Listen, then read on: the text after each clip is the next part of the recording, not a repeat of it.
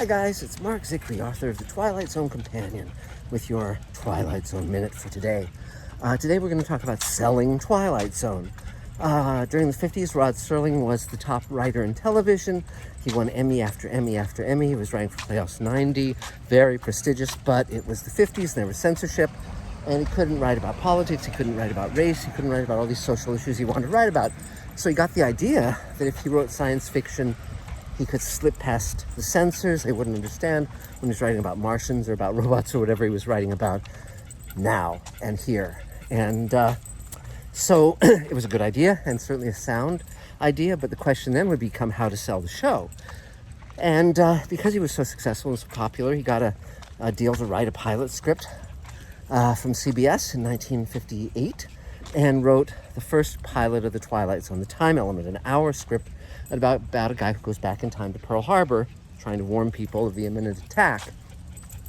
CBS shelved it, and it was then made into a Desilu Playhouse, popular anthology show, and it got a great response. But that convinced CBS to let Rod write a second script, and he wrote two more hour Twilight Zone scripts, two more pilot scripts, one called I Shot an Arrow into the Air, which was not the same as the later Twilight Zone episode of that name. It was about an alien who comes to Earth and is misunderstood. And the other one was called The Happy Place, about a totalitarian future where people are euthanized at age 60. Very, very daring script. And CBS saw both of these and said, nope. Because you have to remember the 1950s was a time when the most popular genre on TV was westerns, Gunsmoke, Bonanza, all that stuff. And controversy was something that there were only 3 networks, and that was the only game in town when it came to making television, other than syndication. But the 3 networks were the big guys, the big guns, and they had the money, and they had the audience of millions and millions of people. And at 40 million viewers on a given show was not unusual. But Rod had to kind of put on his thinking cap, because why weren't they greenlighting this show? He knew it was of quality. And the reason was because the people he was having to run it by were not science fiction fans. And so you have time travel, you've got, future societies euthanizing old people, you've got, aliens coming to Earth. This was not going to work to sell the show. So for the next one, he cut it down to a half hour. All the previous scripts had been an hour.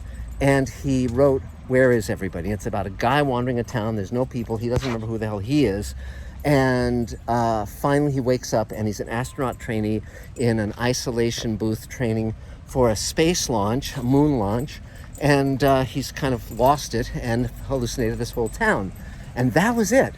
It was a story that actually could have happened in objective reality. So that was earthbound, literally, enough for the sponsors, General Foods and the network, to greenlight the show. And then Rod was off and running, and he was doing, back to doing robots and aliens and spaceships and all that stuff. And but when he did the short story of that episode, he couldn't help but put in a little Twilight Zone twist. And so then he put it in the short story, in this Twilight Zone short story book, that while he's hallucinating the empty town, he takes a movie ticket where there's an empty movie theater, and when he wakes up in the isolation booth, the ticket is still in his pocket. So it was a hallucination, or was it the Twilight Zone? So, and that got the show greenlit. It ran for 5 seasons, 156 episodes. Rod Serling achieved his dream and became one of television's immortals. So that's your Twilight Zone Minute.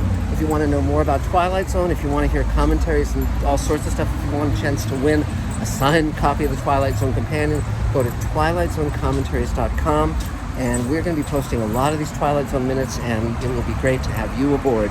So take care, and we'll talk to you next time. Bye, guys.